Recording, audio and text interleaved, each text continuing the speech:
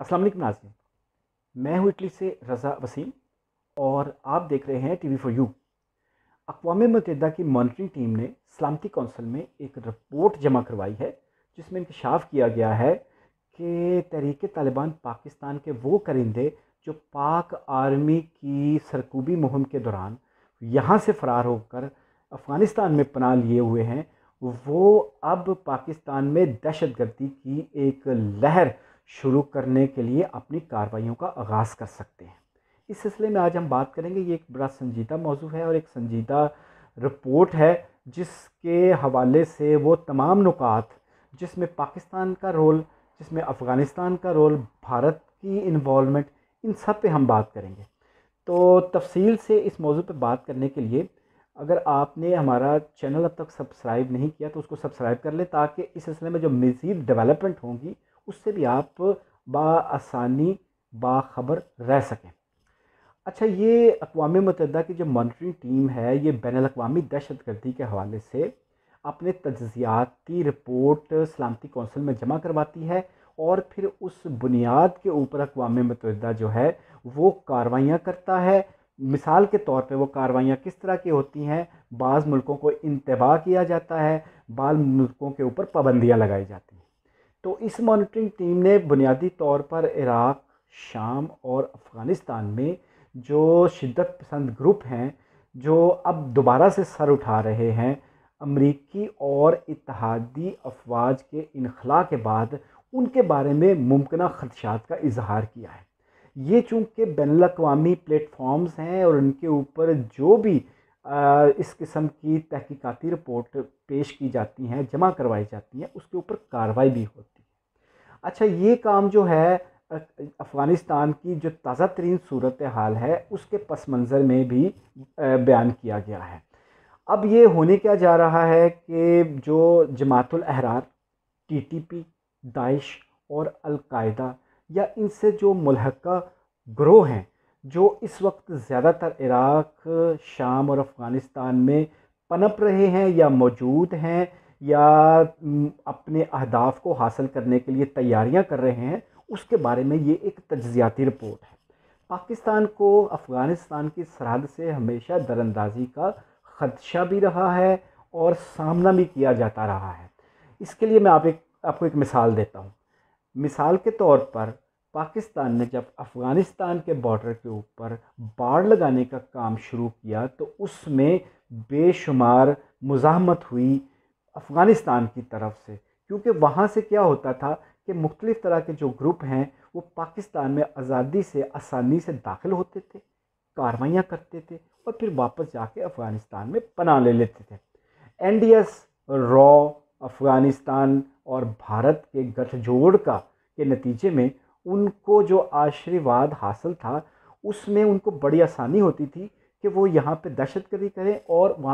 وہاں سے بآسانی سرحد پار کر کے محفوظ علاقے میں چلے جائیں۔ قومی سلامتی کے امور کے جو مشیر ہیں معید یوسف، 23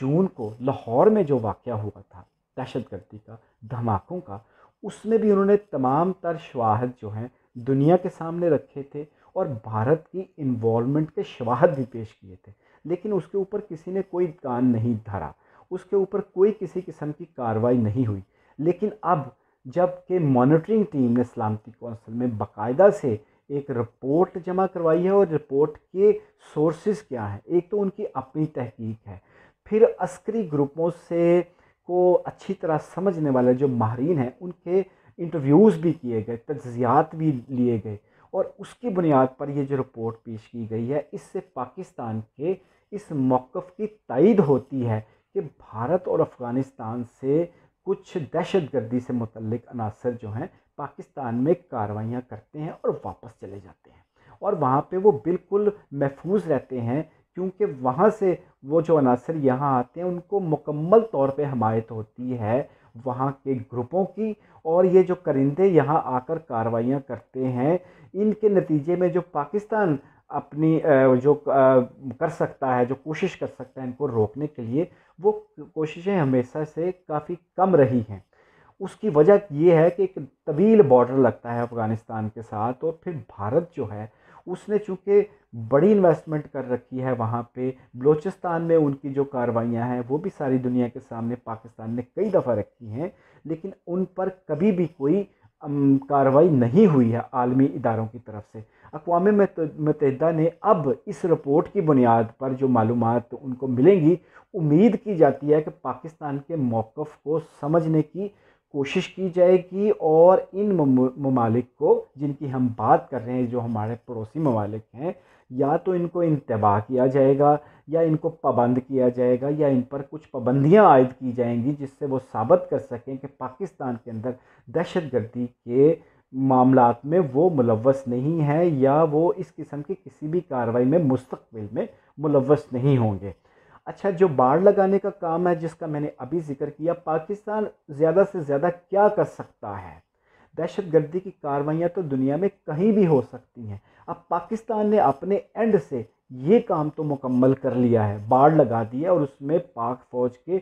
بہت سارے جو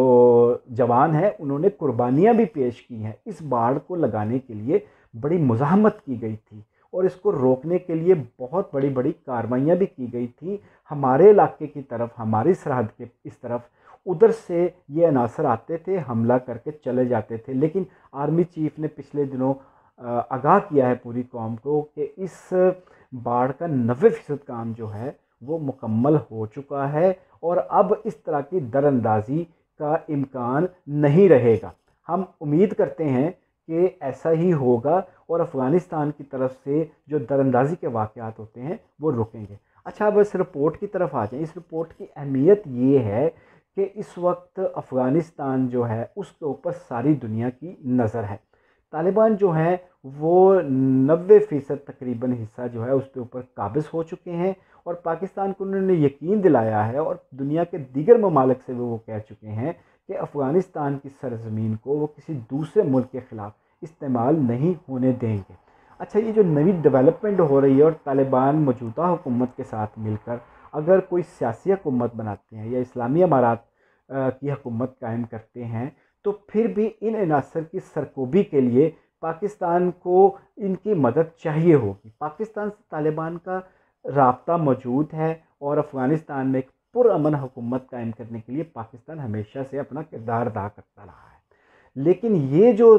جماعت الاحرار ہے، یا TTP ہے، القاعدہ اور داعش ہیں، ان سے پاکستان کو ہمیشہ خدشات رہے ہیں کہ یہ کسی نہ کسی صورت میں پاکستان کے اندر در اندازی کرتے ہوئے دہشت گردی کے واقعات میں ملوث ہوتے ہیں۔ اچھا، اس رپورٹ میں یہ بھی کہا گیا ہے کہ یہ جماعت الاحرار یا TTP جو ہیں، ان کے وسائل میں اضافہ ہو رہا ہے۔ یہ سمگلنگ کے ذریعے اور بھتہ خوری کے ذریعے اور جبری ٹیکسوں کے ذریعے اپنے وسائل کو بڑھا رہے ہیں، اور اب ان وسائل کے ذریعے وہ کیا کریں گے؟ وہ دہشت گردی کی کارروائیاں کریں گے۔ بھارت چونکہ انویسٹمنٹ کرتا ہے افغانستان کے اندر، ہر طریقے سے ان کی بھی ان کو امداد حاصل ہوگی، تو اس حوالے سے آنے والے دنوں میں پاکستان میں ممکنہ طور پر دہشت گردی کی ایک نئی لہر آنے کا امکان ہے۔ تو پاکستان نے تو اپنی حد تک تمام کوششیں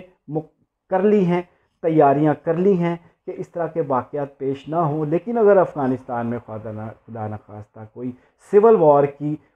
صورتحال پیدا ہوتی ہے، تو پھر پاکستان کو ان عناصر سے جس کی طرف اب اقوام متحدہ نے خود اشارہ کر دیا ہے اور خود انکشاف کیا ہے اور مان بھی لیا ہے کہ یہ جو تنظیمیں ہیں یہ پاکستان کے اندر کارروائی کر سکتی ہیں، تو اب عالمی اداروں کی یہ ذمہ داری بنتی ہے کہ وہ ان تنظیموں کو روکنے کے لیے، ان تنظیموں کی کارروائی کو روکنے کے لیے اپنا کردار ادا کریں۔ اس سلسلے میں اس رپورٹ کے بعد اقوام متحدہ کے اگلے اقدامات کیا ہوتے ہیں، اور اس کا کیا رد عمل آتا ہے بھارت کی طرف سے یا افغانستان کی طرف سے، اس بارے میں آپ کو مکمل طور پر آگاہ رکھیں گے۔ تب تک کے لیے اپنا خیال رکھیے گا۔ اللہ نگہبان۔